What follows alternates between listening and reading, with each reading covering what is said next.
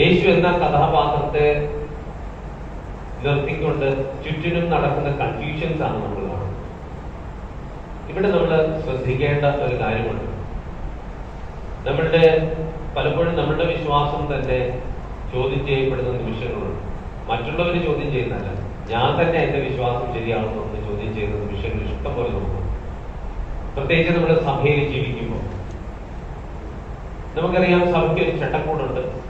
ആ ചട്ടക്കൂടിൽ നിന്ന് നമ്മൾ വിശ്വാസത്തെ കുറിച്ചൊരു ചട്ടക്കൂട് നമ്മൾ പഠിച്ചിട്ടുണ്ട്. ഇന്ന് സൺഡേ സ്കൂളിന്റെ എക്സാം ഒക്കെ ആണെന്ന് നമുക്കറിയാം അല്ലേ? 10-12 ക്ലാസ്സിലെ കുട്ടികൾക്കുള്ള എക്സാംസ് ഒക്കെ. അപ്പൊ അതൊരു ചട്ടക്കൂടാണ് നമ്മൾ പഠിക്കുന്നത്. ഇങ്ങനെയൊക്കെയാണ് സഭ, ഇങ്ങനെയൊക്കെയാണ് വിശ്വാസം എന്ന് പറയുന്നത്. അപ്പൊ സ്വാഭാവികമായിട്ടും ആ ചട്ടക്കൂടിൽ നിന്നും എന്റെ വിശ്വാസത്തിന് ഞാനൊരു ചട്ടക്കൂട് ഉണ്ടാക്കി വെച്ചിട്ടുണ്ട്. ഈ കഴിഞ്ഞ 2 വർഷം നമ്മൾ അത് ലോകം മുഴുവനും കൂടെ ഒന്നിച്ച് അനുഭവിച്ചത്. കോവിഡ് അങ്ങോട്ട് മാറിക്കൊണ്ട് യുദ്ധം പുറകെ വരുന്നു, പട്ടിണി പുറകെ വരുന്നു, ജോലി നഷ്ടപ്പെടുന്നത് വരുന്നു. നമ്മളുടെ ഇന്ന് ഡൽഹിയിലുള്ള പള്ളികളിലെ അനേകര് നാട്ടിലേക്ക് റീസെന്റ് ചെയ്യും. അപ്പൊ നമ്മൾ ചിന്തിച്ചു തുടങ്ങും, അയ്യോ ഇനി ഈ പള്ളിയൊക്കെ എങ്ങോട്ടാണ് പോകുന്നത്, ഇനി ആളൊന്നും കാണത്തില്ല, നമ്മുടെ കുട്ടികളെല്ലാം പഠിക്കാനായിട്ട് പുറത്തു പോകുന്നു. അപ്പൊ നമ്മൾ ഇതുവരെ ഉദ്ദേശിച്ചിരുന്ന ഇവരെല്ലാം ഇങ്ങനെ കാണും, ഒരുപാട് നൂറ്റാണ്ടുകൾ ഇങ്ങനെ ഈ ഡൽഹിയില് മലയാളികൾ ഇവിടെ ഇങ്ങനെ കാണുമെന്നൊക്കെ വിചാരിച്ച് നമ്മൾ ഇരുന്നിടത്ത് നിന്ന് ഇതിനൊക്കെ വലിയ വ്യത്യാസങ്ങൾ വരികയാണ്. ഒരു പക്ഷേ നമ്മൾ വീണ്ടും ചിന്തിക്കാൻ തുടങ്ങുകയാണ്, നാളെ ഈ കമ്പ്യൂട്ടർ തന്നെ ഇവിടെ കാണുമെന്ന് നമ്മൾ ചിന്തിക്കേണ്ടതാണ്. അച്ഛൻ എന്ത് ഈ പറയുന്നത്? അപ്പൊ നമ്മൾ ചിന്തിക്കും, ഈ ചട്ടക്കൂടുകൾക്കെല്ലാം പുറത്തു നിന്ന് ദൈവത്തിന്റെ നടത്തിപ്പുകളെ ചിന്തിക്കാനുള്ള ഒരു വലിയ ക്ഷണമാണ് സത്യത്തിൽ ഇന്ന് ഈ സുവിശേഷം നമുക്ക് തരുന്നത്. അത് ഇച്ചിരി മുറിപ്പെടുത്തുന്നതാണ്, വേദനിപ്പിക്കുന്നതാണ്. ഈ വേദനയാ യേശുവിന്റെ ചുറ്റിനും ഈ അന്ധന്റെ ചുറ്റിനും നമ്മൾ ഇന്ന് കണ്ടത്. ചോദ്യം ഒന്ന് ശ്രദ്ധിച്ചത് നല്ല രസമാണ്. ജന്മന അന്ധനായിരുന്നവൻ യേശുവിന്റെ അടുത്ത് സൗഖ്യം കൊടുക്കാൻ യേശു തയ്യാറാകില്ല. യേശുവിന്റെ അടുത്തേക്ക് വന്നതിനെക്കാട്ടിൽ യേശു അവിടെ ഒന്ന് സൗഖ്യം കൊടുക്കാനാണ്. അവൻ നടന്നു പോകുമ്പോൾ ഇങ്ങനെ തുടങ്ങുന്നത്, അവൻ നടന്നു പോകുമ്പോൾ ജന്മന അന്ധനായവനെ കണ്ടു. ശിഷ്യന്മാർ യേശുവിനോട് ചോദിച്ചു. അപ്പൊ ഇവനെ സൗഖ്യമാക്കാനുള്ള ഒരു പരിപാടിയൊന്നും ഇല്ലായിരുന്നു. അവന് വന്നുമില്ല, അങ്ങോട്ട് പോയത് ആർക്കത്തിലല്ല. ശിഷ്യന്മാർ ഇവനെ കുറിച്ച്, ഈ പയ്യനെ കുറിച്ച് ചോദിക്കുന്നത്, ഇവൻ അന്ധനായി ജനിച്ചത് ആരുടെ പാപനിമിത്തമാണ്, ഇവന്റെയോ ഇവന്റെ മാതാപിതാക്കന്മാരുടെയോ? ഇതാണ് നമ്മുടെ ചട്ടക്കൂട് എന്ന് പറയുന്നതാണ്. അപ്പൊ ഒരുത്തൻ അന്ധനായിട്ട് ജനിക്കണമെങ്കിൽ ഒന്ന് ഇവന്റെ പാപനിമിത്തമായിരിക്കണം, അല്ലെങ്കിൽ ഇവന്റെ മാതാപിതാക്കന്മാർ. ഈ ചട്ടക്കൂടിൽ നിന്നാണ് ഈ അന്ധതയെ ഈ ശിഷ്യന്മാരും ചുറ്റിനുള്ളവരൊക്കെ കണ്ടത്. യേശുവിൽ നിന്ന് പുറത്തോട്ട്, ഈ ചട്ടക്കൂട്ടിൽ നിന്ന് പുറത്തോട്ട് വരാനാണ് പറയുന്നത്. യേശു മറുപടി പറഞ്ഞു, ഇവന്റെയോ ഇവന്റെ മാതാപിതാക്കന്മാരുടെയോ പാപനിമിത്തമല്ല, ഈ ചട്ടക്കൂടിൽപ്പെട്ടവനല്ല അവൻ. പ്രത്യേകത ദൈവത്തിന്റെ പ്രവൃത്തികളിൽ ഇവനിൽ പ്രകടമാകേണ്ടതിനാണ്. അപ്പൊ യേശു ആദ്യത്തെ വെടി പൊട്ടിച്ചു. ഇടയ്ക്കിടയ്ക്ക് നീ ഈ ചട്ടക്കൂടി നോക്കി ഒന്ന് മാറി ചിന്തിക്കണം. എന്തിനാണെന്നറിയോ? ഈ ചട്ടക്കൂടി ഇല്ലാതിരിക്കാൻ വേണ്ടിയല്ല, മറിച്ച് ദൈവത്തിന്റെ ഇടപെടലുകൾ ചില സമയത്ത് വരുന്നതാണ്. ഇത് നമ്മൾ കൃത്യമായിട്ട് കഴിഞ്ഞ 2 വർഷം അനുഭവിച്ചു. കോവിഡ് കാലത്ത് നമ്മൾ ജീവിച്ചുകൊണ്ടിരുന്ന ചട്ടക്കൂടി നിന്നെല്ലാം നമ്മൾ പുറത്തു വരേണ്ടി വന്നു. ഒരുപക്ഷെ എന്നെ കേട്ടോണ്ടിരിക്കുമ്പോ ഈ അടുത്ത ദിവസങ്ങളിൽ വന്ന റിപ്പോർട്ട് എന്നെ അസാധ്യമായിട്ട് അത്ഭുതപ്പെടുത്തി. ആയിരങ്ങളും ലക്ഷങ്ങളും ശമ്പളം പറ്റുന്ന IT കമ്പനിയിൽ നിന്ന്, യൂറോപ്പിൽ നിന്ന് 10-40,000 പേര്, യുവജനങ്ങൾ, ഞങ്ങൾ ഇനി നിങ്ങൾക്ക് വേണ്ടി ജോലി ചെയ്യാൻ വരുന്നില്ല എന്ന് പറഞ്ഞുകൊണ്ട് വീട്ടിരിക്കാൻ തുടങ്ങി. അവന് പറഞ്ഞ്, ഞങ്ങൾ ശമ്പളം കൂട്ടിത്തരാൻ പോയാൽ നീ വാ, നീ ഞങ്ങൾക്ക് വേണ്ടി ജോലി ചെയ്തുതരാം. ജോലി വേണ്ടെന്ന് പറഞ്ഞു പോകുന്നത് എന്താ? ഈ ജോലി ചെയ്തിരുന്ന വർക്കറ്റ് ഹോമിൽ ചെയ്തോണ്ടിരുന്ന, ഇപ്പൊ അവർക്ക് റെസ്ട്രിക്ഷൻസ് എല്ലാം മാറി തിരിച്ചു വരാൻ പറഞ്ഞപ്പോൾ അവര് വന്ന് ഓഫീസിൽ ജോലി ചെയ്യണമെന്ന് പറഞ്ഞപ്പോഴാണ് അവർ പറഞ്ഞത് ഞങ്ങൾ വരുന്നില്ല. വലിയൊരു ശതമാനം, വലിയ ശതമാനം, എന്നിട്ടാണ്. അപ്പൊ അവരോട് ചോദിച്ചു, അവരെ കുറിച്ച് ഒരു സ്റ്റഡി നടത്തി ഈ അടുത്ത സമയത്ത്, കുറച്ച് ദിവസങ്ങളായിരുന്നു. അവരാദ്യം പറഞ്ഞു, പല റീസൺസ് ഉണ്ടായിരുന്നത്, അതിനകത്ത് ആദ്യം പറഞ്ഞ റീസൺ എന്ന് പറയാം, അതാണ് എന്നെ ആകർഷിച്ചത്. അവര് പറഞ്ഞ റീസൺ ഇതാണ്: ഇത്രയും നാളും ഞങ്ങൾ നിങ്ങൾക്ക് വേണ്ടി ജോലി ചെയ്തു, കമ്പനിയുടെ നിയമങ്ങൾക്ക് വേണ്ടി ഞങ്ങൾ ഞങ്ങളുടെ ജീവിതത്തെ ക്രമീകരിച്ചു. ഇനിയിപ്പൊ ഞങ്ങളുടെ ജീവിതത്തിന് വേണ്ടി കമ്പനിയുടെ ജോലി ഞങ്ങളൊന്ന് ക്രമീകരിക്കാവുന്നതായി. ഞാൻ പറയുന്നത് നിങ്ങൾക്ക് പിടികിട്ടില്ല. ഈ IT കമ്പനിക്കൊക്കെ വേണ്ടി, IT കമ്പനിയിലാണ് ഇത് ഏറ്റവും കൂടുതൽ ഇപ്പൊ ബാധിച്ചിരിക്കുന്നതെന്നാണ്. ബാക്കിയൊന്നും ഇതുവരെ പറഞ്ഞു കേട്ടില്ല. അവര് ജോലി വെട്ടിട്ട് തിരിച്ചു അവര് വീട്ടിൽ ഇരുന്ന് ജോലി ചെയ്ത് കൊടുത്തപ്പോ അവരനുഭവിച്ച ഒരു നിറമുണ്ടായിരുന്നു. അത് അവരെ ഇതിൽ പ്രേരിപ്പിച്ചു. ഭാര്യയുടെ, മക്കളുടെയും ഭർത്താവിന്റെയും ഒക്കെ കൂട്, അപ്പന്റെയും അമ്മയുടെയും വല്യപ്പനും വല്യമ്മയുടെയും ഒക്കെ കൂട് അവർ താമസിച്ചുകൊണ്ട് ഒരു കൂരയ്ക്ക് കീഴിൽ പുറത്തിറങ്ങാൻ പറ്റുന്നില്ല. അവിടെ താമസിച്ചുകൊണ്ട് അവര് ജോലി ചെയ്തപ്പോ അവർക്കുണ്ടായ ഒരു നിറമുണ്ട് ജീവിതത്തിൽ. അതുവരെ പണം കിട്ടിയ, എനിക്ക് ജോലിയുണ്ട്, ഞാൻ സുരക്ഷിതനാണെന്ന് ചിന്തിച്ചിരുന്ന നിറവിനെ കാട്ടി സുരക്ഷിതത്വം അവൻ ഈ കുടുംബത്തിൽ ജീവിച്ചപ്പോ അവന് കിട്ടി. അന്നേരം അവൻ ഈ 2 വർഷം കൊണ്ട് ചിന്തിക്കാൻ തുടങ്ങി, ഇത് കൊള്ളാമല്ലോ. അപ്പൊ ഇത്രയും നാൾ കമ്പനി ജോലി ചെയ്തിട്ട് ഈ കമ്പനി തരുന്ന ശമ്പളം കൊണ്ട് എന്റെ ജീവിതം സുരക്ഷിതമാകുമെന്ന് ചിന്തിച്ചതൊക്കെ മണ്ടത്തരമായിരുന്നല്ലോ. അതിനെക്കാട്ടി സന്തോഷം ഞാൻ ഇവിടെ കിട്ടുന്നു. അത് സ്ട്രെസ്സായിരുന്നു. എന്നിട്ട് അവർ വീഴ്ച മാറ്റിയതാണ്. നിങ്ങൾ ഞങ്ങൾക്ക് തരുന്ന ഒരു സ്ട്രെസ് ഉണ്ട്, ഒരു പ്രഷറുണ്ട്, ഇത് ഞങ്ങൾക്ക് താങ്ങാൻ പറ്റുന്നില്ലായിരുന്നു. പക്ഷെ വീട്ടിൽ ഇരുന്ന് ജോലി ചെയ്തപ്പോ ഇത് ഞങ്ങൾക്ക് ഫീൽ ചെയ്തില്ല. ഞങ്ങളുടെ സൗകര്യത്തിന് ഞങ്ങൾ ജോലി ചെയ്ത് നിൽക്ക് തന്നത്. അപ്പൊ അതുകൊണ്ട് ഇനി ഞങ്ങൾ ചിന്തിക്കുക, ഞങ്ങൾ ഇനി അങ്ങോട്ട് വരുന്നില്ല. നിനക്ക് സൗകര്യം ഉണ്ടെങ്കിൽ എനിക്ക് ജോലി കാണും. ലോകം മാറി ചിന്തിക്കാൻ തുടങ്ങുകയാണ്. ജോലി നമ്മളെ തപ്പി വരികയാണ്. ഇതുവരെ നമ്മൾ ജോലിയെ തപ്പി പോകരുത്. പക്ഷെ ഇങ്ങനെ ചിന്തിക്കാനുള്ള ചങ്കൂറ്റം നമുക്കുണ്ടാകും. ഇത് ഇച്ചിരി പാടാണ്. ഇങ്ങനെ ഇത് പെട്ടെന്ന് വരത്തില്ല. കാരണം നമ്മൾ കുറെ കൂടി പട്ടിണി അനുഭവിക്കുന്നില്ല. നമുക്ക് കുറച്ചും കൂടി പണം ആവശ്യമുണ്ട്. നമുക്ക് സപ്പോർട്ടീവ് ആയിട്ടുള്ള മെഷേഴ്സ് ആവശ്യമുണ്ട്. ഇത് മുഴുവൻ സുരക്ഷിതത്വമുള്ള ഉണ്ടായിരുന്നു എന്ന് നമ്മളും സ്വപ്നം കാണുന്ന, അതെല്ലാം വരുമ്പോൾ എനിക്കും സ്വപ്നം കാണുന്നതാണ്. യൂറോപ്പിലെ പോലെ എല്ലാ സംരക്ഷണവുമുള്ള ഒരു ജീവിതം എനിക്ക് ഉണ്ടാക്കിയെടുക്കണം എന്ന് വിചാരിച്ചാലും നമ്മളൊന്നും പറയുന്നേ. അവിടെ ആണ് നാട്ടിൽ ഇതെല്ലാം കിട്ടിയവൻ പറയണം നേരം തിരിച്ച്, കുടുംബമാണ് പ്രധാനപ്പെട്ടത്. ഇവിടെയാണ് ഇന്ന് ഈ അത്ഭുതത്തിന്റെ പ്രാധാന്യം. ഇവനാരുടെ പാപത്തെ എങ്ങനെയാണ്? ഇവന്റെ ജീവിതത്തിന്റെ സന്തോഷം ഇന്ന് ലോകം വെച്ചിരിക്കുന്ന ചട്ടക്കൂടിലായിരുന്നോ? ഇന്ന് നമ്മൾ ധ്യാനിക്കുമ്പോ ഈ കർത്താവിന്റെ അടുത്തോട്ട് ചെല്ലുമ്പോൾ നമുക്ക് മനസ്സിലാവും, അല്ല, ഞാൻ നിങ്ങൾക്ക് ഒരുക്കി വെച്ചിരുന്ന ഒരു ചട്ടക്കൂടുണ്ട്. നിങ്ങൾക്ക് അത് മനസ്സിലായോ? നിങ്ങൾ ഒരു അല്പം അതിൽ നിന്ന് ദൂരെ പോയില്ലേ എന്ന ചോദ്യമാണ് ചോദ്യം. ഇനി നോക്കിക്കേ, ദൂരെ പോയെന്നുള്ളതിന്റെ കൃത്യമായ ലക്ഷണം ഈ പരീക്ഷയർക്ക് ഓർമ്മ വരുന്നില്ല. ഇവനിങ്ങനെ സൗഖ്യം കിട്ടി കഴിഞ്ഞപ്പോഴത്തേന് ഈ അന്ധൻ സുഖമായി കഴിയുമ്പോൾ ഇവൻ എങ്ങനെ സുഖപ്പെട്ട, ആരതിനെ സുഖപ്പെടുത്തി എന്നൊക്കെ ചോദിച്ചുകൊണ്ട് ചുറ്റും ആളുകൾ ഇങ്ങനെ ബഹളം വെച്ച് നടക്കണം. ഇനി യേശു എങ്ങനെ സുഖപ്പെടുത്തിയേ? എഴുന്നേറ്റുവാ, തുറക്കപ്പെടട്ടെ, ഇങ്ങനൊന്നും പ്രത്യേകിച്ച് അത്ഭുത ശക്തിയുള്ള വാക്കുകളൊന്നും ഉപയോഗിച്ചില്ല. മാജിക്കൽ ബോക്സ് ഒന്നും. സിമ്പിളായിട്ട് അവനൊരു ജോലിയാണ് കൊടുത്തിട്ട് യേശു അവിടെ നിലത്ത് തുപ്പി, അവിടെ മണ്ണുണ്ടാക്കുന്നിടത്ത് നിലത്ത് തുപ്പി ചള്ളയുണ്ടാക്കി അവന്റെ കണ്ണിൽ കൊണ്ടി. വെറുതെ ഒന്ന് ചിന്തിച്ചു നോക്കിയേ, ഒരു തുപ്പൽ കൊണ്ട് ഒറ്റ പ്രാവശ്യം ഞാൻ തുപ്പിയാൽ ആവശ്യത്തിനുള്ള ചള്ള കിട്ടുമോ? ഇല്ല. അപ്പൊ കുറച്ചധികം യേശു അതിലേക്ക് തുപ്പൽ ആഡ് ചെയ്യേണ്ടി വന്നു. കേൾക്കുമ്പോൾ നമുക്കൊരു അസ്വസ്ഥത തോന്നും. പക്ഷേ ഇതിനകത്ത് ഒളിഞ്ഞു കിടക്കുന്ന യേശു നമുക്ക് കാണിച്ചു തരുന്ന ഒരു അടയാളമായിട്ട്. എന്താ അടയാളം എന്ന് പറയാം? രസമുള്ള ഒരു അടയാളമാണ്. പഴയ നിയമത്തിലേക്ക് ഒന്ന് പോയാൽ മനുഷ്യനെ ദൈവം സൃഷ്ടിച്ചത് എന്തുകൊണ്ടാണെന്നാ പറയുന്നത്? മണ്ണുകൊണ്ടാണ് സൃഷ്ടിച്ചത്. വെറുതെ കിടക്കുന്ന മണ്ണെടുത്ത് വെച്ചാൽ ഒരു രൂപം കിട്ടുമോ? ഇല്ല. അതിനകത്ത് എന്ത് ആഡ് ചെയ്യണം? വെള്ളം ആഡ് ചെയ്യണം. ബൈബിളിൽ അത് എഴുതിയിട്ടില്ല. പക്ഷേ യേശു ഈ അത്ഭുതം പ്രവർത്തിക്കുന്ന നേരത്ത് അതിനെ ചുറ്റിനും കണ്ടു നിന്നവരുടെ പാരമ്പര്യത്തിലുണ്ടായിരുന്ന ഒരു ചിന്തയുണ്ടായിരുന്നു. യേശുവിനോട് ചുറ്റും നിന്നിരുന്ന യഹൂദരുടെ ഇടയ്ക്കുണ്ടായിരുന്ന ഒരു പാരമ്പര്യ ചിന്ത ഇതായിരുന്നു: ദൈവം മനുഷ്യനെ സൃഷ്ടിച്ചപ്പോ അന്ന് മണ്ണുകൊണ്ട് മെനഞ്ഞുണ്ടാക്കി എന്ന് ബൈബിളിൽ പറഞ്ഞിരിക്കുന്നത് ദൈവം ചെയ്തത് ദൈവം തുപ്പുകയായിരുന്നു. കാരണം വെറും പൊടിമണല് മണ്ണ് എടുത്ത് വെച്ച് കുഴച്ചത് കുഴയത്തില്ല. അതിനകത്ത് വെള്ളം ആഡ് ചെയ്യണം, നനവ് ആഡ് ചെയ്യണം. ആ നനവ് ഉണ്ടെങ്കിൽ മാത്രമേ ഇതിന് രൂപം കിട്ടത്തുള്ളൂ എന്ന് ദൈവത്തിനും അറിയാറുണ്ട്. അന്ന് ദൈവം പോയി ബക്കറ്റിൽ വെള്ളം എടുത്തോണ്ട് വന്ന് പഴിക്കുകയല്ലായിരുന്നു. കാരണം ദൈവത്തിന്റെ സ്റ്റോക്ക് ഉണ്ടല്ലോ ആവശ്യത്തിന് വെള്ളം. അല്ലേ?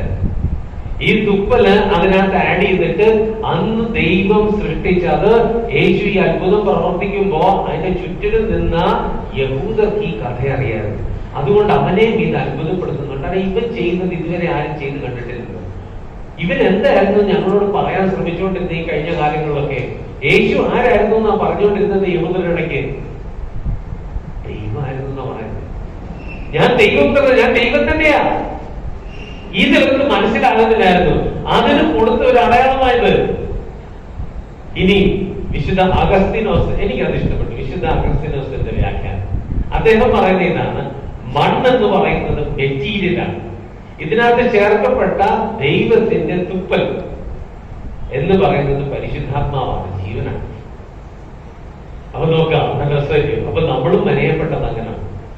ഇത് തന്നെയാണ് ഈ അന്ധന് സംഭവിച്ചത്. ഇത് എന്റെ ജീവിതത്തിൽ നിന്ന് ദൈവം മാറ്റി നിർത്തിയപ്പോഴായിരുന്നു അവൻ എന്തായി തീർന്നത്? അന്ധനായിരുന്നു. അതുകൊണ്ട് യേശു പറഞ്ഞത്, നിങ്ങൾ കാണുന്നു എന്ന് പറഞ്ഞിട്ട് നിങ്ങൾ കാണുന്നില്ല, മനസ്സിലാകുന്നില്ല നിങ്ങൾക്ക്.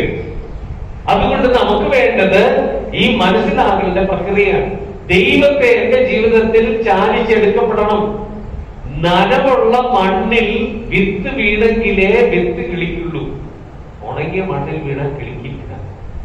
നോമ്പെന്നത് ദൈവത്തിന്റെ നനവാണ്, പ്രാർത്ഥന എന്നത് ദൈവത്തിന്റെ നനവാണ്. എന്റെ ജീവിതത്തിൽ ഈ പ്രാർത്ഥന എന്ന് ചാലിച്ച് പഠിച്ചു നോക്കിക്കേ, അവിടെ സുവിശേഷമാകുന്ന വിട്ടു നട്ടാൽ അത് കിളിക്കും. അത് കിളിച്ചാൽ എന്നെ നയിക്കുന്നത് ദൈവമാണെന്ന് ഞാൻ തിരിച്ചറിയും. ഇത് വിശ്വാസത്തിന്റെ ഒരു വളർച്ചയിലേക്കാണ് കൊണ്ടുവന്നത്. ഈ അന്ധനെ നോക്കി, അവൻ ജന്മന അന്ധനായിരുന്നു. അവൻ ആദ്യം എന്താ പറയുന്നത്? നിന്നെ ആരാണ് സുഖപ്പെടുത്തിയെന്ന് ചോദിച്ചപ്പോ ഒരു മനുഷ്യനാണെന്നാ പറയുന്നത്. ആദ്യം അവൻ യേശുവാണെന്നും പറഞ്ഞില്ല, ഒരു മനുഷ്യനാണ്. അവനെ കണ്ടാൽ എനിക്കറിയാം. ആ മനുഷ്യൻ എന്നെ സുഖപ്പെടുത്തി. അവനെന്താ ചെയ്തേ? അവനിതുപോലെ ചടയ്ക്കകത്ത് തുപ്പലുണ്ടാക്കി കുഴച്ചിട്ട് എന്നോട് പറഞ്ഞു പോയി കഴുകാൻ പറഞ്ഞു. അപ്പൊ ഞാൻ പോയി കഴുകി, എനിക്ക് കാണാൻ പറ്റുന്നുണ്ട്, ഇത് സത്യമാണ്. എന്നിട്ട് ചുറ്റിനും നിൽക്കുന്ന ആളുകൾ, ഇതാണ് അടുത്ത ലോകം. ഇന്ന് ലോകം ഈ കോവിഡ് ഒക്കെ കഴിഞ്ഞ് നിൽക്കുമ്പോൾ ഇന്ന് ഞാൻ നിങ്ങൾ ഈ പള്ളിയിൽ വന്നെങ്കിൽ നമ്മൾ ഒരു കാര്യത്തിൽ നിന്ന് രക്ഷപ്പെട്ടു എന്ന് സന്തോഷത്തോടെ ഞാൻ പറയട്ടെ. ഇന്ന് ഏറ്റവും കൂടുതൽ മനുഷ്യനെ അസ്വസ്ഥമാക്കിക്കൊണ്ടിരിക്കുന്ന ഒന്നാണ് നിരാശ. ഞാൻ ഈ പറയുന്നത് സത്യമാണോ നിങ്ങൾ പറയണം.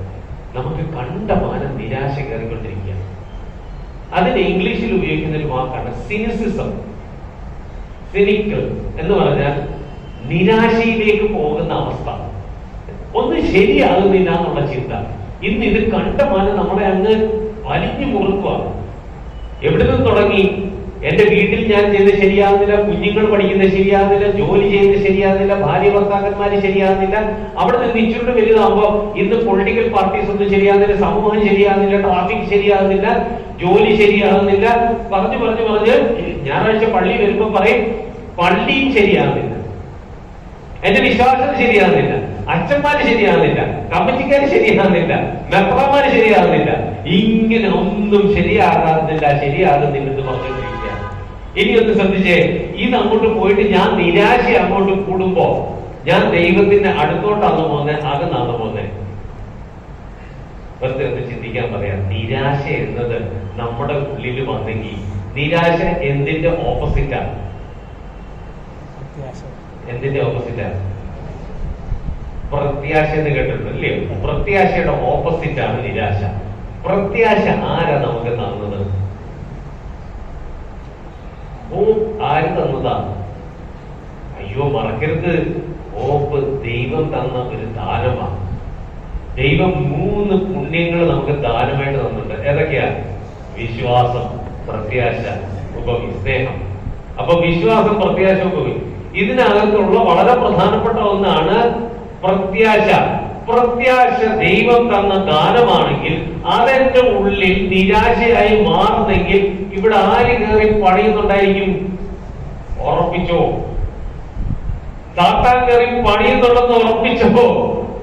ഇന്ന് നമ്മളെല്ലാം സിനിസിസം എന്ന് പറയുന്ന മാനസിക അവസ്ഥയിലേക്ക്, ഒന്നും ശരിയാകുന്നില്ല, എല്ലാം തിന്മയിലേക്ക് പോകുന്നതെന്ന് ഞാൻ വിചാരിച്ച് സങ്കടപ്പെട്ടിരിക്കുമ്പോ ഈ അന്ധനെ പോലാണെന്ന് മറക്കരുത്. ഈ മനുഷ്യൻ സുഖപ്പെട്ട് കഴിഞ്ഞപ്പോ ഫരീസയർ ഈ അന്ധനെ പിടിച്ചുകൊണ്ട് അവരുടെ കൂട്ടത്തിൽ കൊണ്ടു നിർത്തിയിട്ട് ഇവനോട് ചോദിച്ചു, നിന്നെ ആരും സുഖപ്പെടുത്തി? അവരെ അറിയാം. ആരാ? ആ മനുഷ്യൻ എന്നെ സുഖപ്പെടുത്തി. ഏത് മനുഷ്യൻ? ആ മനുഷ്യൻ യേശു എന്ന് പേരുള്ള ഒരു മനുഷ്യൻ.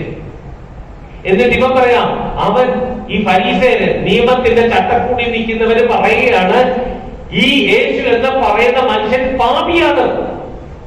അവര് കൃത്യമായിട്ട്, കാരണം എന്താ പാപിയാന്ന് പറയാൻ കാരണം? നിയമത്തിന്റെ ബലത്തിൽ പറയാണ്, സാപത്ത് ദിവസമാണ് ഇവൻ രോഗം സുഖപ്പെടുത്തിയത്. സാപത്ത് തെറ്റിക്കുന്നവൻ ആരാണ്? പാപിയ. എത്ര കൃത്യമായിട്ട് ഇവര് പറയുന്നേ. അപ്പൊ ഇവനെ എങ്ങോട്ടാ ഇവര് വലിച്ചോണ്ട് പോകുന്നേ? നിരാശയിലേക്ക് വലിച്ചോണ്ട് പോവുക. എടാ, നീ പോകുന്നത് ശരിയല്ല. ആ മനുഷ്യനോട് കൂടരുത്. കൂടിയാൽ നിനക്ക് ഒന്നും കിട്ടത്തില്ല. ചുമ്മാ തലയെ കുത്തി കിടന്ന് പ്രാർത്ഥിക്കാതെ ഉള്ളൂ. നമ്മൾ ഇപ്പം ചോദിച്ചോണ്ടിരിക്കുന്നതിന് ഇത്രയൊക്കെ പ്രാർത്ഥിച്ചിട്ട് എന്ത് കിട്ടി? ഇതിനേക്കാണ് ഇവര് വലിച്ചോണ്ട് പോകുന്നത്. അപ്പോഴും അവൻ പറയുന്നു, അതൊന്നും എനിക്കറിയത്തില്ല, അവൻ പാപിയാകുന്നൊന്നും എനിക്കറിയത്തില്ല. എനിക്ക് ഒരു കാര്യം അറിയാം, ഞാൻ ഇത് കാണുമെന്ന് എനിക്കറിയാം. അവന് പ്രത്യാശയുണ്ട്. അവൻ കത്തിച്ചെടുത്ത ആ സാധനത്തെ. പക്ഷെ ഇത് കഴിഞ്ഞിട്ട് ഇവനൊന്ന് സ്വയമായിട്ടൊന്ന് ചിന്തിച്ചു, ഞാൻ ഇവര് പറയുന്നതാണോ കേൾക്കേണ്ടത്, അതോ എന്റെ മനസാക്ഷി പറയുന്നതാണോ കേൾക്കേണ്ടത്? അങ്ങനെ അവന്റെ മനസാക്ഷിക്ക് പറഞ്ഞു. അതുകൊണ്ട് ഇന്ന് ലേഖനത്തിൽ നമ്മൾ വായിച്ചു കേട്ട പൗലോസ്ലിയുടെ ലേഖനത്തിൽ, നിന്റെ മനസാക്ഷി കുറ്റപ്പെടുത്താതെ ഭാഗ്യവാൻ. ഈ മനസാക്ഷി അവനെ കുറിച്ച് പറഞ്ഞെന്താ? ഇവന്റെ മനസാക്ഷി പറഞ്ഞു, എടാ, പാപിയായ ഒരുത്തൻ എങ്ങനെ അത്ഭുതം പ്രവർത്തിക്കാൻ പറ്റുന്നത്? ഇതാ ഇവന്റെ ലോജിക്ക് കേട്ടോ. ചട്ടക്കൂടിന്റെ ലോജിക്കും ഇവന്റെ ലോജിക്കും ഇവൻ സ്വയമായിട്ട് ചിന്തിക്കാൻ തുടങ്ങി. സ്വയമായിട്ട് ചിന്തിച്ചപ്പോ ഇവൻ കണ്ടെത്തിയ ലോജിക്ക് ഇതാണ്, പാപിയായ ഒരുവന് സുഖപ്പെടുത്താൻ പറ്റത്തില്ല. അപ്പം ദൈവത്തിൽ നിന്നുള്ളവൻ മാത്രമേ രോഗസൗഖ്യത്തിന് സാധ്യതയുള്ളൂ. എത്ര രസമായിട്ട് അവന്റെ ലോജിക്ക് വർക്ക് ചെയ്തെനിക്ക്. അപ്പൊ ഇവന്റെ ഉള്ളിൽ പ്രത്യാശ വീണ്ടും കത്തിത്തുടങ്ങി. ഇത് കഴിഞ്ഞിട്ട് കുറച്ചു ദിവസം കഴിഞ്ഞ് വീണ്ടും ഇവന്റെ മാതാപിതാക്കളെ വിളിച്ചോണ്ട് വന്ന് ചോദിക്കുന്നുണ്ട്. അവരെ ചോദിക്കാമെന്ന് പറഞ്ഞു. ഇത് വിടുന്നില്ല, ഇവനെ ഒരു തരത്തിൽ വിടുന്നില്ല. അത് കഴിഞ്ഞ് ചോദ്യം കഴിഞ്ഞിട്ട് അന്ന് അവനോട് ചോദിക്കുന്നുണ്ട്, ഇവൻ ആരാണെന്നാ നീ പറയുന്നത്? വീണ്ടും നിനക്ക് ഇവനെ ആര്? അന്ന് അവൻ മനുഷ്യനെന്നല്ല പറഞ്ഞാലെന്നാ പറഞ്ഞേ, ഇവനൊരു പ്രവാചകൻ എന്നാണ്.